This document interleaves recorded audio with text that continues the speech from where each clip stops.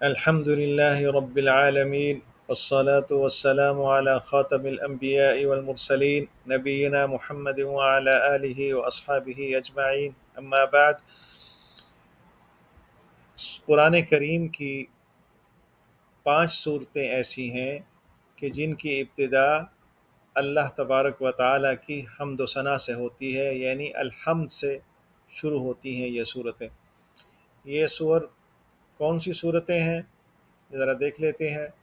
یہ الحمد سے شروع ہونے والی 5 صورتیں یہ ہیں. نمبر 1 سورۃ الفاتحہ، نزول کے اعتبار سے مکی صورت ہے. کل اس کی آیات 6 ہیں. بعض کے نزدیک بسم اللہ سورہ کی آیت ہے تو پھر یہ 7 بنتی ہیں، اور بعض کے نزدیک سورہ کی آیت نہیں ہے تو پھر یہ 6 بنتی ہیں. دوسری سورہ سورہ الانعام ہے. یہ بھی نزول کے اعتبار سے مکی صورت ہے اور اس کی 165 آیات ہیں. تیسری صورت سورۃ الکہف ہے. نزول کے اعتبار سے یہ بھی مکی صورت ہے اور اس کی 110 آیات ہیں. چوتھی سورہ سورہ سبا ہے. نزول کے اعتبار سے یہ بھی مکی صورت ہے اور اس کی 54 آیات ہیں. پانچویں صورت سورہ فاطر ہے. یہ بھی نزول کے اعتبار سے مکی صورت ہے اور اس کی 45 آیات ہیں. ذرا تفصیل دیکھتے ہیں کس طرح سے ہے. سورہ فاتحہ کی پہلی آیت ہے یہ، جس میں کہا گیا ہے بسم اللہ الرحمن الرحیم الحمد للہ رب العالمین. سب تعریفیں اللہ کے لیے ہیں جو سب جہانوں کا پالنے والا ہے. دوسری صورت سورۃ الانعام، بسم اللہ الرحمن الرحیم الحمد للہ الذی خلق السماوات والارض. سب تعریف اللہ ہی کے لیے ہے جس نے آسمان اور زمین بنائے. تیسری صورت سورۃ الکہف، بسم اللہ الرحمن الرحیم الحمد للہ الذی انزل علی عبده الکتاب. سب تعریف اللہ کے لیے جس نے اپنے بندہ پر کتاب اتاری. چوتھی صورت سورہ سبا، بسم اللہ الرحمن الرحیم الحمد للہ الذی لہ ما فی السماوات وما فی الارض. سب تعریف اللہ ہی کے لیے ہے، جو کچھ آسمانوں اور زمین میں ہے سب اسی کا ہے. پانچویں صورت سورہ فاطر ہے.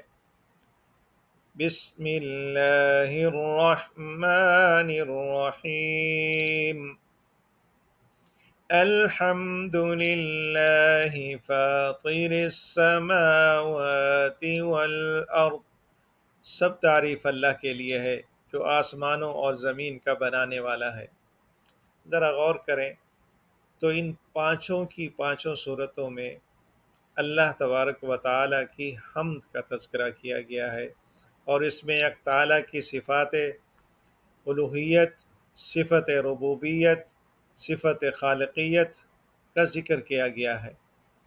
اور یہ ساری کی ساری صورتیں مکی دور کی صورتیں ہیں، یعنی یہ وہ دور ہے کہ جب رسول اللہ صلی اللہ علیہ وسلم پر اور آپ کے اصحاب پر مشکلات کا دور تھا، سختیوں کا دور تھا، تکلیفوں کا دور تھا، آزمائشوں کا دور تھا، اور سختیاں اس حد تک بڑھ چکی تھیں کہ روایت میں آتا ہے کہ ایک بار حضرت خباب ابن الارت رضی اللہ عنہ نبی اکرم صلی اللہ علیہ وسلم کے پاس آتے ہیں، اور آپ خانہ کعبہ کے دیوار کے ساتھ تکیہ لگا کر بیٹھے ہوئے تھے. تو آ کر عرض کرتے ہیں کہ یا رسول اللہ صلی اللہ علیہ وسلم، الا تستنصر لنا، کیا آپ ہمارے لیے اللہ سے مدد کی دعا نہیں کرتے؟ تو آپ صلی اللہ علیہ وسلم کا چہرہ انور سرخ ہو گیا اور آپ سیدھے ہو کر بیٹھ گئے، اور آپ نے فرمایا کہ اے خباب، تم سے پہلے اہل ایمان پر اس سے بھی زیادہ سختیاں آتی تھیں۔ ایک ایمان والے کو لایا جاتا اور اس کے لیے گڑھا کھودا جاتا اور اسے اس گڑھے میں کھڑا کر دیا جاتا، گڑھا بند کر کے اسے مارا جاتا اور اس کے آرے کے ساتھ اس کو دو ٹکڑے کر دیے جاتے۔ یہ ساری کی ساری ان پر سختیاں ہوتی تھیں، لوہے کے کنگے ان میں چبھوئے جاتے تھے، ان کے جسموں میں ڈالے جاتے تھے، لیکن یہ سب کا سب انہیں اللہ کے راستے سے نہیں ہٹا سکتا تھا۔ اے خباب، ایک وقت آئے گا کہ جب ایک تنہا عورت مکہ سے حضرموت تک تنہا سفر کرے گی اور اسے کسی کا ڈر نہیں ہوگا اللہ کے سوا، تو تم جلدی کر رہے ہو۔ اور پھر آپ نے یہ آیت بھی پڑھی کہ ام حسبتم ان تدخلوا الجنہ ولما یأتکم مثل الذین خلوا من قبلکم مستهم البأساء والضراء وزلزلوا حتى يقول الرسول والذین آمنوا معه متى نصر اللہ۔ یہ آیت نازل ہوئی کہ کیا تم نے یہ گمان کر رکھا ہے کہ تمہیں یوں ہی جنت میں داخلہ مل جائے گا، یوں ہی جنت میں داخل ہو جاؤ گے؟ ابھی تو وہ سب کچھ تم پر نہیں گزرا جو تم سے پہلے اہل ایمان پر ہو گزرا ہے۔ ان پر سختیاں آئیں، وہ ہلا مارے گئے، حتیٰ کہ وقت کا رسول اور اہل ایمان پکار اٹھے کہ اللہ کی مدد کب آئے گی، جان لو کہ اللہ کی مدد بہت قریب ہے۔ تو اللہ تبارک و تعالی نے حمد کے ساتھ ان صورتوں کی ابتدا کر کے اہل ایمان کو ایک طرف صبر کی تلقین کی ہے، تو دوسری طرف صبر کے ساتھ ساتھ حوصلہ دلایا ہے کہ حوصلے کے ساتھ ایمان کے راستے پر چلتے رہو، تو پھر چونکہ خالق اللہ ہے، چونکہ مالک اللہ ہے، رازق اللہ ہے، پالنے والا اللہ ہے، آسمان و زمین اسی کے قبضہ قدرت میں ہے، تو پھر تمہیں فکر نہیں کرنی چاہیے۔ جیسے حدیث قدسی میں کہا گیا، یا عبدی لانصرنک ولو بعد حین، کہ میں تیری مدد ضرور کروں گا چاہے کچھ دیر کے بعد ہی۔ اللہ تعالی ہمیں ان آیات سے مکمل طور پر سبق حاصل کرنے کی توفیق عطا فرمائے۔